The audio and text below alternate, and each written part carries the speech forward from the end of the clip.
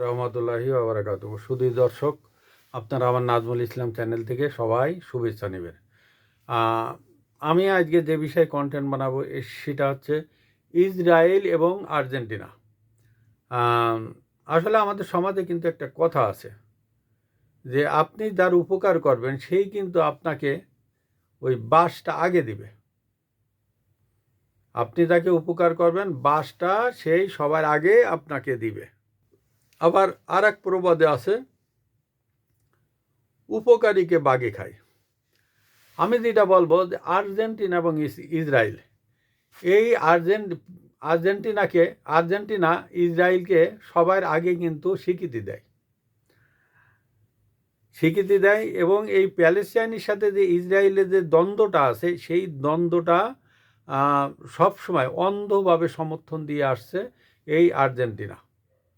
এবং এই আর্জেন্টিনাকে পৃথিবীর অনেক দেশ, মুসলিম দেশ তাদের ভালোবাসে, কিন্তু তাদের প্রেমিকা, এই আর্জেন্টিনার প্রেমিকা আছে ইসরায়েল। প্রেমিকা আমি বললাম কিভাবে, আমি একটু অন্যভাবে বললাম, ক্ষমা সুন্দর দৃষ্টিতে দেখবেন।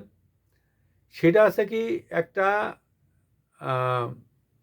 আমেরিকার একটা চুক্তি আছে যেটার সাথে ইসরায়েলের সাথে বন্ধুত্ব করার জন্য পৃথিবীর বিভিন্ন দেশকে উৎসাহিত করার জন্য একটা আব্রাহাম অ্যাকর্ড করেছিল। এই আব্রাহাম অ্যাকর্ডের অধীনে আর্জেন্টিনা আশেপাশে যে দেশগুলো আছে সেই দেশগুলোকে আর্জেন্টিনায় আব্রাহাম অ্যাকর্ডে নাম লেখানোর জন্য তারা এই দেশগুলোকে চাপ দিছে, প্রলোভন দিছে এবং অনুনয় বিনয়ও করেছে, সব কিছু করেছে এই আর্জেন্টিনা। এবং এই ইসরায়েলের প্ররোচনায় ইসরায়েলকে সন্তুষ্ট করার জন্য আর্জেন্টিনার নিজস্ব মুদ্রা বাদ দিয়ে তারা আমেরিকান ডলার তারা নেয় এবং তারা আমেরিকান ডলারে লেনদেন করে। ওই দেশের ভিতরে বাইরে সব জায়গা আমেরিকান ডলার দিয়ে তারা আয় ইনকাম করে।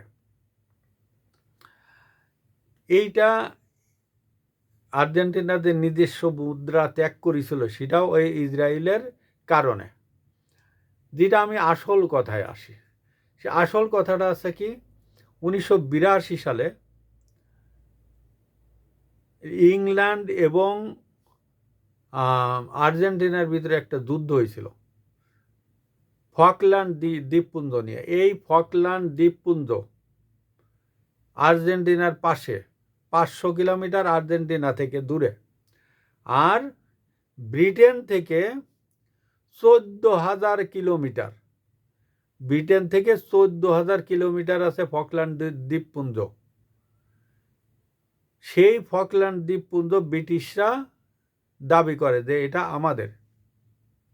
তাহলে তো কয়েকশো বছর আগে আমেরিকাও ছিল ব্রিটেনের ভিতরে, ব্রিটেন এই আমেরিকার স্বাধীনতা দিছে। তাহলে তো ব্রিটেন এখন করতে পারে, একটু ওই চালাকি করে বলতে পারে যে আমেরিকাটা আমাদের, আমেরিকাটা ব্রিটেনের, এ কথা কিন্তু বলতে পারে। কিন্তু সেটা তো আন্তর্জাতিক আইনসম্মত না। আন্তর্জাতিক আইন এটাকে অসম্মান করে, অবজ্ঞা করে। কারণ যে দেশ একবার স্বাধীন হয়ে গেছে তার প্রতি তুমি দাবি দাওয়া করতে পারো না। একদম 14,000 কিলোমিটার দূরের থেকে এসে বলছে দেশ আমার। এটা আইনগতভাবে এটা আর্জেন্টিনার এই ফকল্যান্ড দ্বীপপুঞ্জ। এবং এই আর্জেন্টিনা তারা জেরুজালেমকে রাজধানী ঘোষণা করে এবং জেরুজালেমেই তাদের দূতাবাসের অফিস খোলার জন্য তারা ইসরায়েলকে প্রস্তাব দিছে। ইসরায়েল রাজি হয়েছে এবং যে কোনো সময় তাদের এই হতে পারে, প্রস্তাবে রাজি হতে পারে।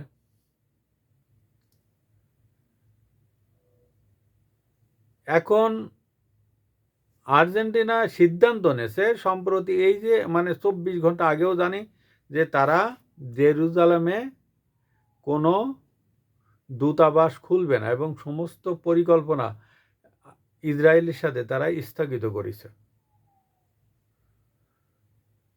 শুধু দর্শক, সেই ইসরায়েলটা কাজটা করলো কি, এত দূর আমি চলে এলাম কিন্তু আসল কথাটা বলা হলো না। এই ফকল্যান্ড দ্বীপপুঞ্জ থেকে তেল গ্যাস উত্তোলন করছে এই ইসরায়েল। কারণ এই ফকল্যান্ড দ্বীপপুঞ্জ একটা বিবদমান